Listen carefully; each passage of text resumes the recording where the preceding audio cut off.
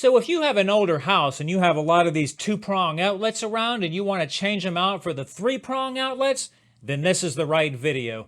In this video, I'm going to show you how to do just that. We're going to change out this outlet. I'm going to show you what to do if the wires are too short. And I'm going to show you how to tell if your box is grounded properly and what to do if there is no ground. This is Rudy from the Home Improvement channel with another video showing you how to fix things around the house. So without further ado, let's dive right in.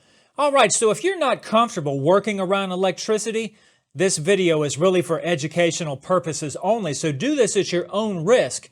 If you're not comfortable, get an electrician. The first thing you're going to want to do here, before you cut the power off, is establish if you have a ground or not.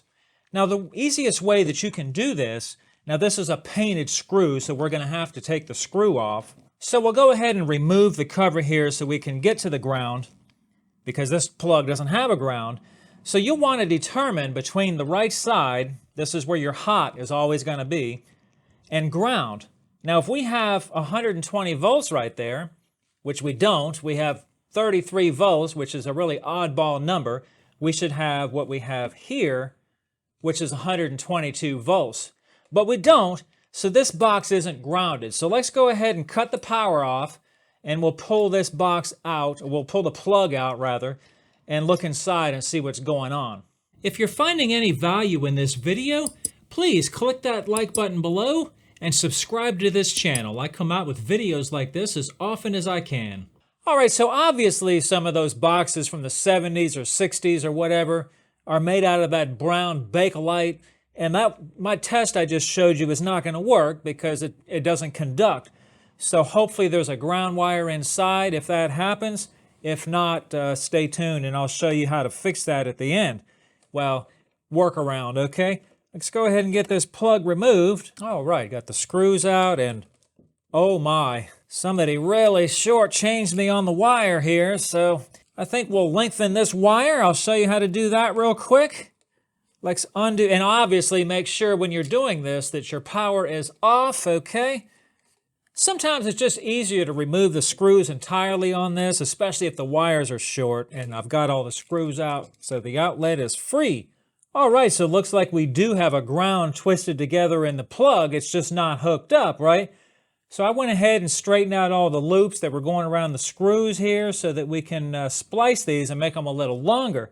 So I'm going to show you a couple of ways to do this, okay? One way is very easy, and you can do it with just wire nuts, is go ahead and find yourself a scrap piece of wire and go ahead and strip the end of it off like so, and just kind of curl the wire like this so that, you know, it's facing the right direction. And I do like to pre-twist these together. I like to do this before I put on the wire nuts, just like that, and then go ahead and put a wire nut on there. And I always like to give these a good tug real quick, right, to make sure that everything is tight, and then stuff them in the back. But you might notice that the wire nut takes up a lot of room, right? Especially, we've got 4 of them, well 5 with the ground, and this box is not that deep. A lot of these older metal boxes are just not that deep. So there is a different way that I have found that I do like also, is to use a connector like this. And these work very well, and they have a little lower profile than a wire nut. This one will hold 28 to 12 gauge wire, and you just flip open the little hatch right there and then put the wire in. Let me show you how it works. And I'll put a link to these things below so that you can kind of get an idea what they're talking about. It's like an inline electrical connector. So yeah, just slide it on the wire. Make sure that you're not stripped too far where there's copper exposed, you know, beyond the jacket here. And this is it. Just put it on there and then do that. That's it. Do the other side. And then push this in the back. So I'm going to go ahead and do this to the other 3, and I'll be right back. All right, so I got these things stuffed in the back of the box. It's pretty difficult because it's a small box and it's a lot of wires, and if it was 12 gauge wire, it'd be even worse. But one of the nice things about these connectors is you can hold them. They have a groove, and a male and female part, and then you can push them together just like this right here, and they take up a little bit less room when they're all together like that. Now I also could have put these two sets together too, but I decided to leave them apart to give me a little extra flexibility here. All right, so what about the ground? All right, now obviously if we had a plastic box or a Bakelite box or whatever, you could just wire nut the ground right to this connection right here and go right to your plug and everything would be golden. But this is a metal box, and see how we have this raised area right here. Now your box may not have this raised area, it may have a flat area, but nevertheless it's going to be a threaded area for a number 10 screw. You can't see it on the camera, but there's threads right here.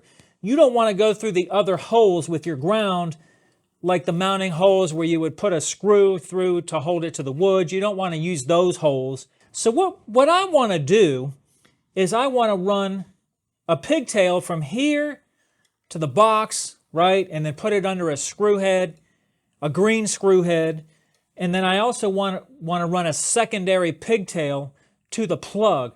Yeah, the plug can ground to the box through the screw right here, but it's just a better ground if I have its own ground pigtail. So I'm going to hook up 2 pigtails to this and put it on here with a wire nut. So same thing, I kind of like to twist everybody together, and we'll go ahead and add our wire nut and then try to find a place for this where it's not taking up too much bulk. I'll put that side under my screw, and then I'll make this one the same length as the rest of them for my outlet. All right, so here's my ground screw right here, my 1032. Now I like to loop the wire around the screw first. That way it kind of holds the wire, it makes it or holds the screw, it makes it a little easier. And then go ahead and thread that back into the back of the box right there. So I'm going to go ahead and peel these up. And when you're doing this, a good thing to use is the strip gauge on the back of the outlet. This kind of gives you an idea of exactly how much you need to peel back. All right, the black goes on the brass, which is on the right side, and the white goes on the silver screw, which is on the left side. And of course, the ground goes to green. Now, being that this is a metal box, I do kind of like to tape these so that there's no chance that these screws can touch the grounded side of the box. If this was a plastic box, you don't have to do this part, or a Bakelite box. All right, so just make sure everything is stuffed in there very well and kind of look around to make sure nothing is touching anything that is not supposed to be touching. All right, and we have the 2 on the right lit up just like it's supposed to be. Very good. Now you can go ahead and do this to the rest of your outlets. Remember at the beginning I said, what if there's no ground? Then what do? Well, you can't do it quite this way. This is not going to work, but there is another solution. Let me reset the box. I'm going to pull the plug back out, and I'm going to cut the ground wire so that I can simulate what to do in that case. What do? Tear up the house and install a ground wire? Well, you could, but there's an easier way. All right, so remember at the beginning I did the test to see if we had ground or not. As you can see here, I don't have any ground wires. I went ahead and cut the ground wires just so I can show you what I'm talking about. All right, so here we have our meter on the ground, and then our other side of the meter is on the hot, and then we have our 25 volts, which is not grounded. It's not working, all right? If it is grounded, but you don't see a ground, it could be grounded from the conduit that's coming in and is grounded somewhere else. So it could still be grounded even if you don't see a ground wire in the box. Now, if that's the case, if you have a ground, this won't do any good if you don't have a ground. You would just hook this. This is like a whip that's made up. It's got the connectors already on it, and usually these come with a ground screw. So you would just hook this into the box like so, right? All right. And then hook this to your outlet just like you normally would in the ground spot, right? But if you don't have any ground, like as the case we have here, this won't do anything because, well, it's not grounded. Screwing it to a metal box doesn't ground anything. So what we can do as an alternative is hook up a GFCI outlet, and you can hook this up without the ground. You'll have to isolate your load and your line, right? Here's your load, and here's your line right here. And what you'll have to do is use one of these non-contact voltage detectors like this to find your incoming voltage, and that's going to go to your line. See that? That one is going to be your line. This one is going to be your load, and it's going to go to the next plug. Now, when you do this, you'll have to figure out the first plug in the run that's coming from the breaker. When you hook up your GFI, if you have a lot of those other two-prong outlets downstream from this, this will automatically GFI protect those other outlets that are downstream. So this one is our line. So let's go ahead and hook this up to line. And of course, you'll want to do this with the power off. All right, I got the power restored here. I'm not going to bother to put it in the box there. You can see what the deal is, and we can test it real quick. Don't try this at home, folks. I am a professional.